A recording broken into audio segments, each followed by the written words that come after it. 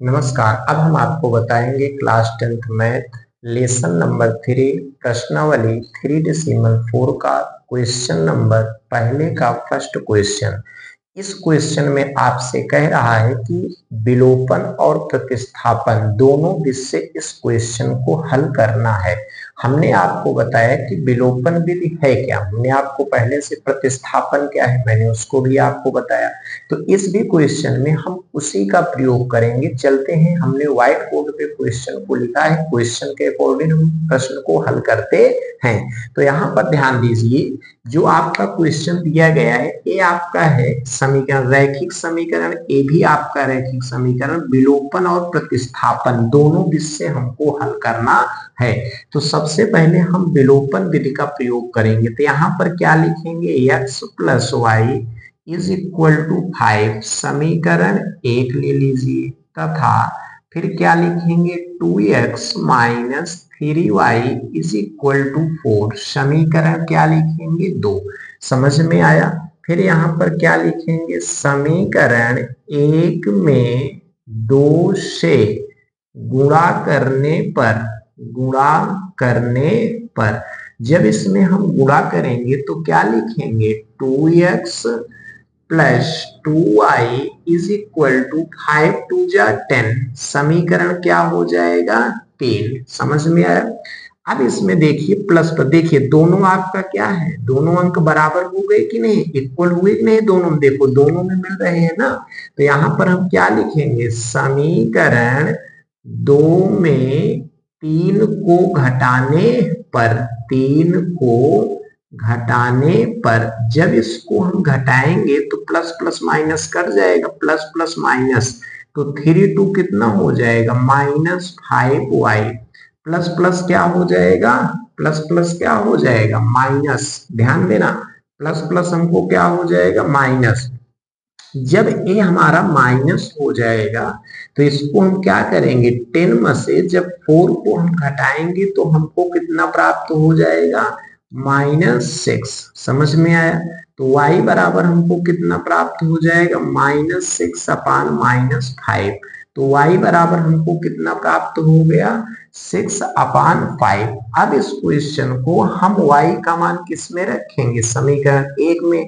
तो यहाँ पर लिखेंगे y का मान समीकरण 1 में रखने पर, कितना इजी सवाल है, इसी को आप खूब बढ़िया से समझना।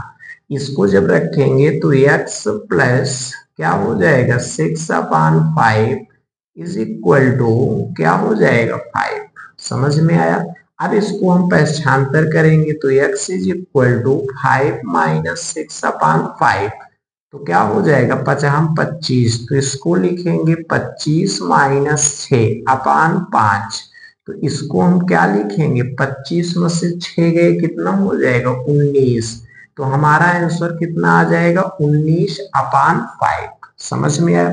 अब इसी को क्या हम प्रतिस्थापन विधि से जब हल करेंगे क्या इसका मान वही आएगा जितना आया है क्या, अगर ax बराबर उतना नहीं आएगा तो समझ लेना कि हमारा जो क्वेश्चन है वो गलत है।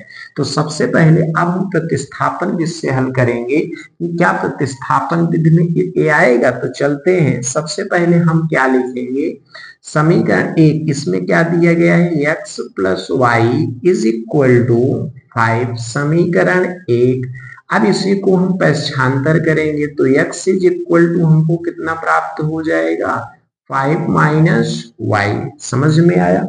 अब इसके बाद जो हमको दिया गया है सेकंड समीकरण 2x minus 3y is equal to 4। समझ में आया।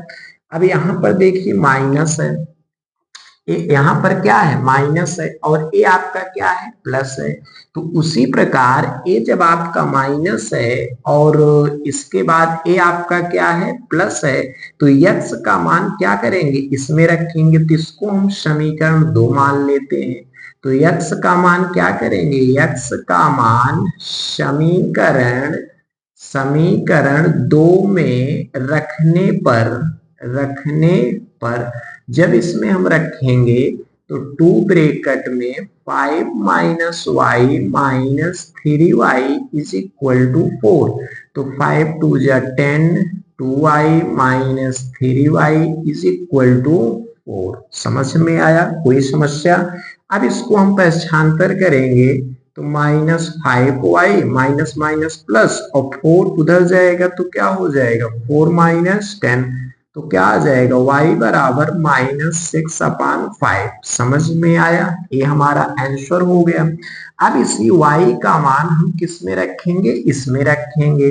तो यहाँ पर क्या लिखेंगे y इज इक्वल टू, ध्यान देना ए प्लस, क्योंकि माइनस माइनस क्या हो जाएगा प्लस। तो y का मान समीकरण किसमें रखने पर, इसको 2 माने, इसको 3 मान लीजिए। क्लियर? या x y के स्थान पे समीकरण 3 में रखने पर क्लियर। तो y का जब मान रखेंगे तो x is equal to 5 minus 6/5, तो क्या आ जाएगा x बराबर हमको कितना प्राप्त हो जाएगा 19/5। तो यहाँ पर क्या लिखेंगे, अतः दोनों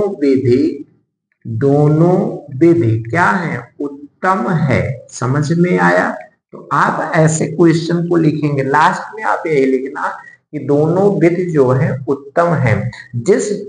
यदि आपको अगर क्वेश्चन नहीं पूछता है कि आप किस विधि से हल कीजिए, तो आप किसी भी विधि से उस क्वेश्चन को सॉल्व कर सकते हैं, चाहे उसमें विलोपन विधि लगाइए, चाहे प्रतिस्थापन विधि। आंसर, इस बात को ध्यान देना कि आंसर सेम ही आनी चाहिए। रूल चेंज करने से या नियम चेंज करने से अगर आंसर में कोई भी परिवर्तन होता है, इसका मतलब आपका जो रूल है और नियम है ये आपका क्या है, गलत है।